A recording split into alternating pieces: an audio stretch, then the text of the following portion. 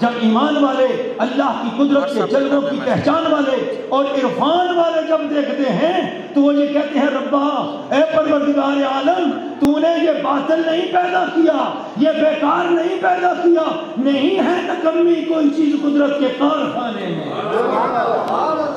تو آج کی اس بزم میں اس سٹیج پر دیکھ کر لگا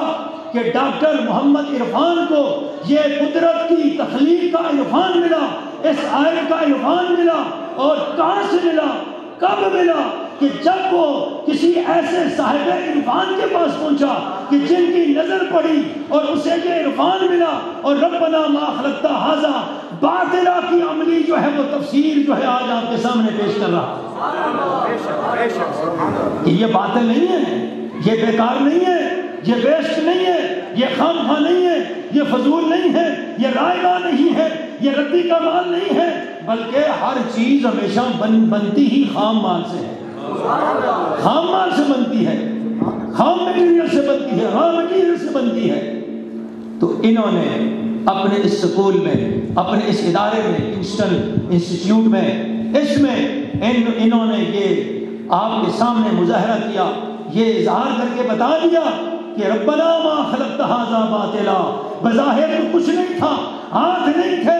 مگر حصہ کو انہوں نے وہ جو ہے سکیچ بنانے والا بھی بنا دیا، لکھنے والا بھی بنا دیا، اور جو واقعی جیسے ڈاکٹر صاحب نے کہا میں سکیچ نہیں بنا سکتا، اس حوالے سے تو ہم ڈسیبل ہوئے وہ ایبل ہوئی۔ سبحان اللہ۔ پھر کہنا پڑتا ہے ربنا ما خلقت ھذا باطلا، اے پروردگار تو نے کوئی چیز باطل نہیں بنائی، اللہ کی تخلیق میں کوئی چیز باطل نہیں ہے، کوئی چیز باطل نہیں ہے۔ اس لیے تو انہوں نے اس بچوں کو ایبل بنایا، اور میں نے ان کا مونوگرام دیکھا۔ ڈاکٹر صاحب نے وہ جو بات کی تھی کہ وہ اس لیول میں سمجھ رہا تھا کہ ڈاکٹر صاحب نے جس انداز سے بات کی ہے، اور وہ اپنے اس یعنی جو ان کا مشن ہے، جو ان کا شعبہ ہے، اور ڈاکٹری کے حوالے سے جو پرفیکٹ بات کی ہے، بالکل صحیح بات کی ہے، اور لیکن سامنے مونوگرام نظر آ رہا کیا ہے؟ مونوگرام سامنے جس میں ایک بچہ معذور بیٹھا ہوا ہے اور دل بنا ہوا ہے، کیا ہے؟ دل ہے، اور وہ معذور دل میں بیٹھا ہے۔ عموماً جہاں کہیں اسپتالوں میں اور ایئرپورٹس پر، جہاں کہیں اور جگہوں پر معذوروں کا نشان بنا ہوتا ہے، وہاں دل نہیں ہوتا، وہاں پہ ایک کرسی کراس ایسے لگا کر اس کی معذوری کا اظہار کیا جاتا ہے کہ یہ معذور ہے۔ لیکن عرفان صاحب کے مونوگرام پہ قربان جائیں، انہوں نے کہا کہ معذور اور ڈس ایبل بظاہر ہو، لیکن وہ ہم سے دور نہیں، ہم سے جدا نہیں، ہم اس سے نفرت نہیں کرتے، بلکہ وہ ہمارے دل میں ہے۔ سبحان اللہ۔ ربنا ما خلقت ھذا باطلا۔ سبحان اللہ۔ کیا خوبصورت مونوگرام بنایا ہے، کیا مونوگرام بنایا ہے۔ اللہ کی تخلیق کو دل سے انہوں نے دل میں بتایا، اور یہ عرفان کب آیا؟ جب صاحب عرفان سے۔ سبحان اللہ۔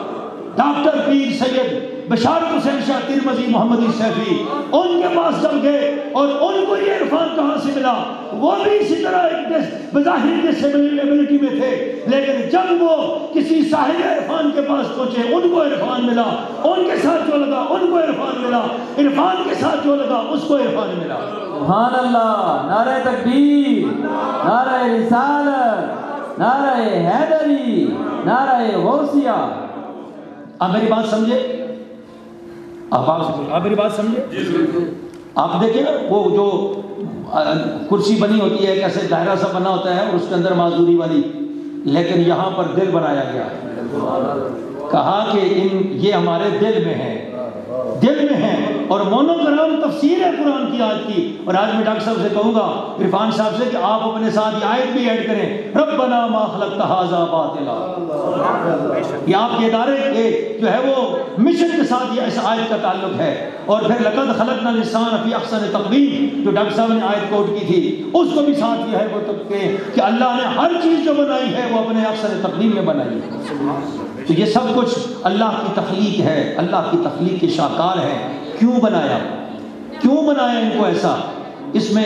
پھر آگے مختلف تشریحات ہیں، کوئی روحانی پہلو ہیں اس کے، کوئی میڈیکلی پہلو ہے، کوئی جو ہے وہ جینیٹک پہلو ہے، کوئی اور مسائل ہوتے ہیں، اس میں ابھی جانے کا وقت نہیں، اس میں کوئی روحانی معاملات بھی ہوتے ہیں، کوئی جو ہے جسمانی معاملات بھی ہوتے ہیں اور دیگر معاملات بھی ہوتے ہیں جس کی وجہ سے یہ تخلیقات ہوتی ہیں۔ پھر اس میں جب بندہ اس میں غور کرتا ہے، وفی انفسکم افلا تبصرون، جب بندہ اس میں غور کرتا ہے تو پھر اس کے پردے اٹھتے ہیں کہ یہ ایسی تخلیقات کیوں ہوتی ہیں، ان کے پیچھے وجوہات کیا ہیں۔ جب ان میں بندہ غور کرتا ہے تو پھر اس میں ہمیں کچھ ہماری اپنی کمزوریاں بھی نظر آتی ہیں، اپنی کمزوریاں بھی ہوتی ہیں، پھر اللہ کی طرف سے بھی کوئی بات ہوتی ہے، پھر کوئی میڈیکلی پوائنٹ آف ویو سے بھی کوئی باتیں ہوتی ہیں، پھر اور جو مسائل ہیں وہ بھی ہوتے ہیں۔ لیکن اللہ رب العالمین کا جس گھر میں یہ ایسا بچہ آ جائے، ان کے والدین کو چاہیے وہ کبھی بھی جو ہے رنجیدہ نہ ہو، پریشان نہ ہو، بلکہ اللہ اس بچے کی وجہ سے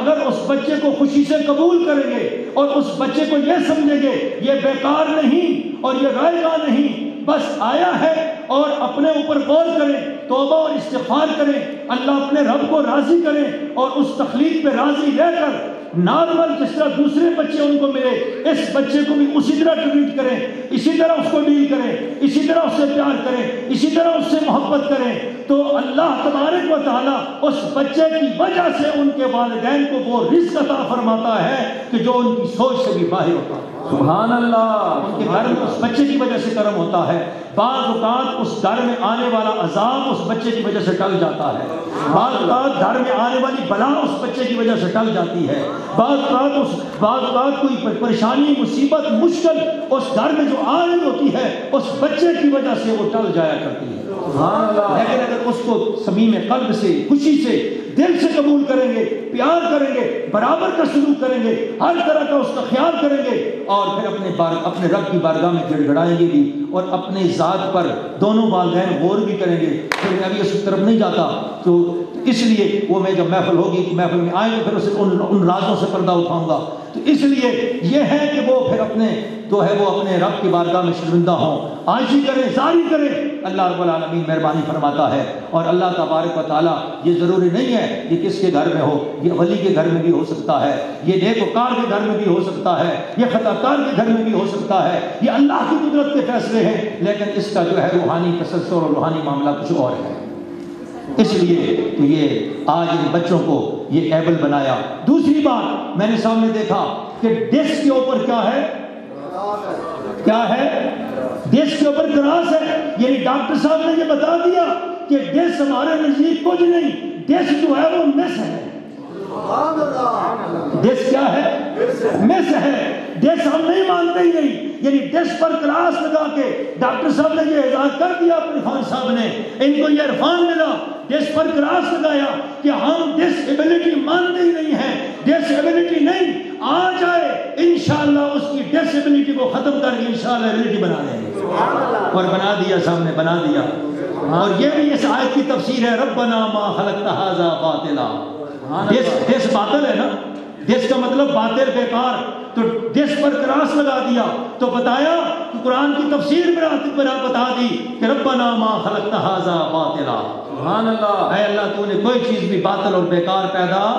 نہیں کی۔ تو آپ کے سامنے آ گیا، فضا آپ نے دیکھی، بچوں کا جو ہے وہ سائلنٹ جو ہے وہ آپ نے جو ہے وہ خاکہ دیکھا اور اس کو دیکھا، دیگر بچوں کے دیکھا اور ان کے پڑھنا دیکھا، سنانا دیکھا، دیکھنا دیکھا، بولنا دیکھا، آپ نے سب کچھ دیکھا۔ تو آپ دیکھیں کہ یہ بظاہر نہیں کر سکتے تھے، لیکن ول پاور سے اندر ان کو یہ طاقت دی گئی، ان کو یہ بتایا گیا، ان کی یہ تربیت کی گئی، تو ان کے اندر یہ ساری صلاحیتیں بدرجہ عدم موجود تھی اور ان کا اظہار کر رہے ہیں، ان کا اظہار کر رہے ہیں، مبارکباد کے مستحق ہیں ان کے والدین بھی اور ان کے اساتذہ بھی اور سارا ادارہ بھی کہ جنہوں نے یہ چیز کی اور یہ بتایا۔ اور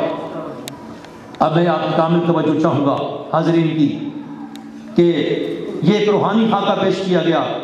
اور اپنے پیر و مرشد اور ڈاکٹر بشارت حسین شاہ صاحب محمدی سیفی جو آج اس کے محبوب خلیفہ اور محبوب مرید اور محبوب جو ہے وہ جانثار اور اطاعت شعار قربان، انہوں نے اتنا عظیم کام کیا، اتنا عظیم جو ہے وہ کیا۔ ایک ڈسیبل ہے جس کا بظاہر ہاتھ پاؤں نہیں، آنکھ نہیں، کان نہیں، ناک نہیں، جسمانی طور پر ہے، ایک ڈسیبلٹی جسمانی ہوتی ہے، ایک ڈسیبلٹی روحانی ہوتی ہے۔